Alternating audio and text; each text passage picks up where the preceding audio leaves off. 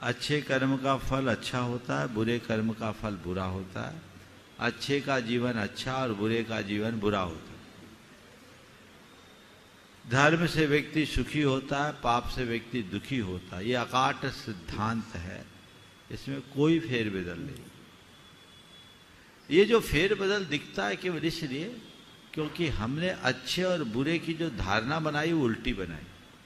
हमने भौतिक समृद्धि को अच्छा और भौतिक रूप से हीनता को बुरा मान लिया, भौतिक संकट को बुरा, जबकि ऐसा नहीं। भौतिक समृद्धि अच्छी हो ये कोई जरूरी नहीं, और भौतिक संकट बुरा हो ये कोई जरूरी नहीं।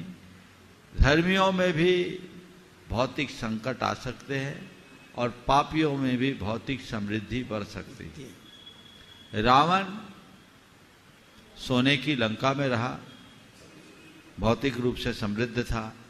रामचंद्र जी चिराजिन पहनकर वनवास में बिताए, भौतिक रूप से वे हीन थे, लेकिन भौतिक रूप से हीन होने पर भी वे आत्मिक रूप से बड़े समर्थ थे, वे सुखी थे। और रावण भौतिक रूप से समृद्ध होने पर भी आत्मिक या आध्यात्मिक रूप से बड़े दुर्बल था, दुखी था। तो ये चीजें हमें समझना है।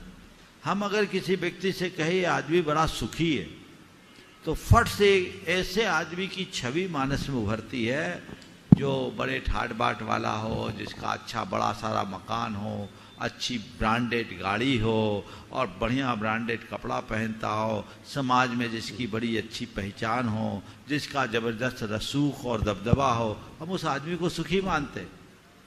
पर उस आदमी के अंदर झांक कर देखोगे तो उससे ज्यादा दुखी कोई नहीं होगा। रात में नींद की गोलियां फांक के सोना पड़ता होगा।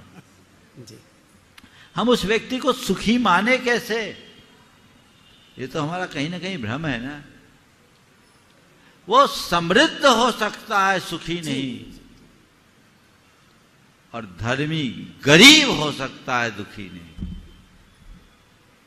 पापी की समृद्धि भी उसे व्याकुल बनाती है और गरीब दरिद्रता में भी, धर्मी दरिद्रता में भी प्रसन्नता से जीता है। तो धर्म का संबंध या अच्छे कर्म का संबंध या अच्छे जीवन का अर्थ निराकुलता, प्रसन्नता, संतुष्टि और अहोभावपूर्ण जीवन से है। और बुरा जीवन आकुलता, खिन्नता, असंतुष्टि और अहम भाव की अभिव्यक्ति है। तो जो बुरा कर्म करने वाले हैं उनके जीवन में आप झांक कर देखें, ये चीजें जरूर मिलेगी। बाहर से बड़े सुखी दिखने वाले अंदर से बड़े डरते हैं। उन्हें 24 घंटे भय और आतंक के साए में जीना पड़ता है। कहीं कोई मेरे ऊपर अटैक ना कर दे और कहीं कोई मुझे नुकसान ना पहुंचा दे, कहीं मेरी छवि खराब ना हो जाए। ये क्यों है? इसलिए अवधारणा को बदलना है। अच्छा कर्म करेंगे तो अच्छा परिणाम होगा और बुरा काम करने का अंजाम बुरा ही होगा। उदाहरण के लिए, यदि कोई व्यक्ति किसी भिखारी को, बहुत छोटा सा उदाहरण दे रहे हैं, 100 रुपया देके भरपेट भोजन कराया, कैसा लगेगा? अच्छा लगेगा। कितनी देर बाद? संतुष्टि होगी। कितनी देर बाद? तत्क्षण। और किसी व्यक्ति ने किसी के जेब से 100 रुपया निकाल दिया, मन में खटका आएगा कि नहीं आएगा? कितनी देर बाद? लंबा चलेगा।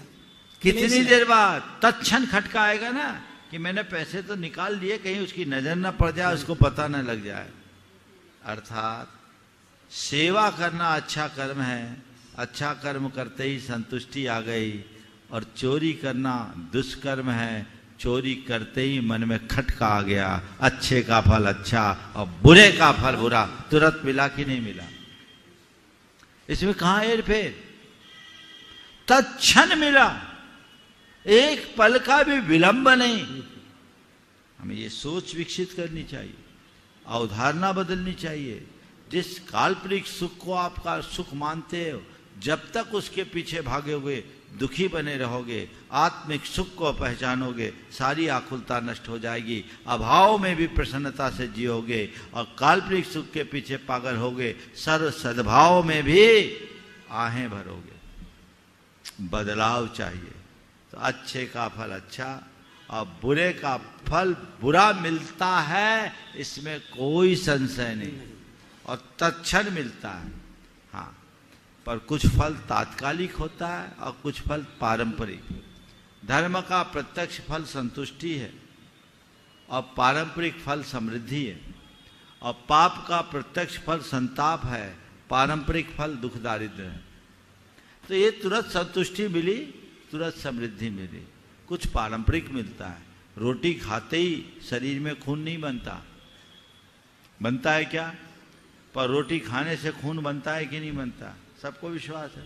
रोटी खाते ही खून नहीं बनता, खून बनने में पूरा प्रोसेस होता है, तब जाकर खून बनता है। पर खून जब बनेगा, सब बनेगा, सत्य तो तुरंत आ जाता है। खाना खाते ही आप में हिम्मत आ जाती, आती कि नहीं आती?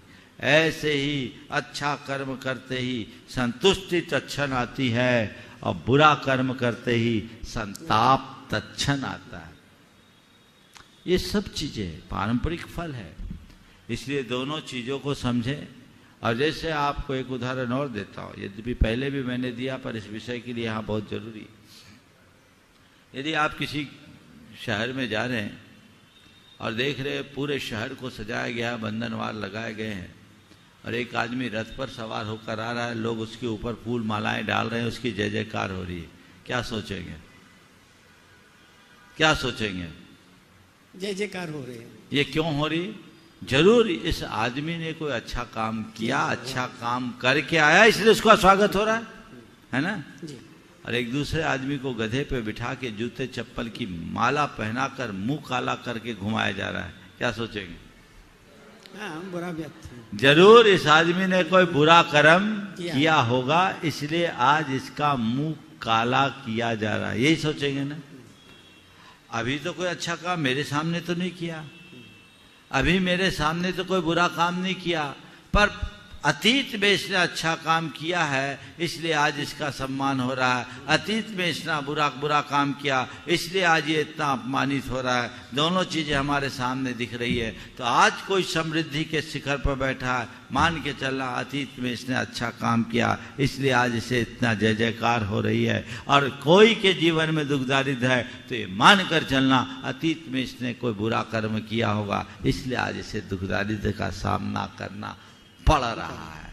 इस अवधारणा को हमें जन जन तक पहुंचाना है, ताकि हमारी पीढ़ियां इस चीज को समझे और कर्म सिद्धांत को उतना ही सैद्धांतिक और उतने ही व्यवहारिक रूप में श्रद्धान करें, तब जीवन संतुलित होगा। ठीक है, आज अपने बीच आर.के. सिंह जी हैं। कल भी इन्होंने बहुत सारी बातें की थी, और आप कुछ और बोलना चाहेंगे? महाराज जी, इस